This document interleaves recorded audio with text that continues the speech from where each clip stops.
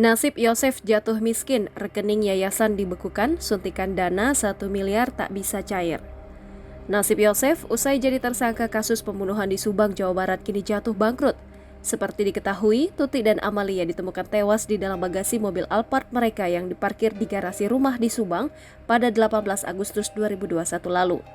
Kini pihak kepolisian telah menetapkan 5 tersangka yakni Danu, Yosef, Mimin, Arigi, dan Abi.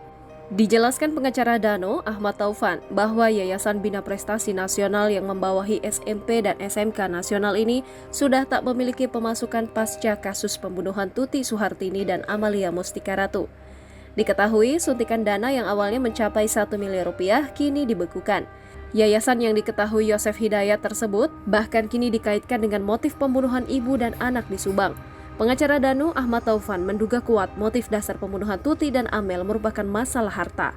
Jelas menyangkut harta, jelas menyangkut yayasan, kata Taufan dilansir tribunnewsbogor.com pada Jumat 27 Oktober 2023. Penyidik kasus Subang, kata Taufan, pun kini fokus mendalami kejanggalan di Yayasan Bina Prestasi Nasional.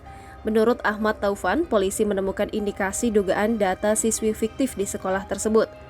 Kami mendapat info Yayasan Bina Prestasi yang ada SMK Nasional dan SMP Nasional ada indikasi data siswa yang fiktif, katanya. Tak hanya itu saja, Taufan juga mengatakan bahwa saat ini polisi juga sudah membekukan rekening yayasan.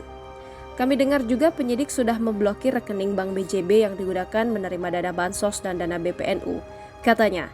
Polisi juga menurut Taufan menyurati Dinas Pendidikan untuk memberhentikan aliran dana ke Yayasan Bina Prestasi Nasional.